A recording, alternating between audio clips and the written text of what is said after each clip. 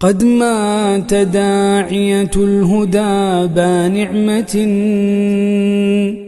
من عاش رغم الابتلاء صبورا، لكن له قلب تقي صادق، ما كان يترك ثغره التذكيرا. وعلى محياه الجميل بشاشة، ويشع وجه بالعبادة نورا، رغم الإعاقة كان مضرب همة،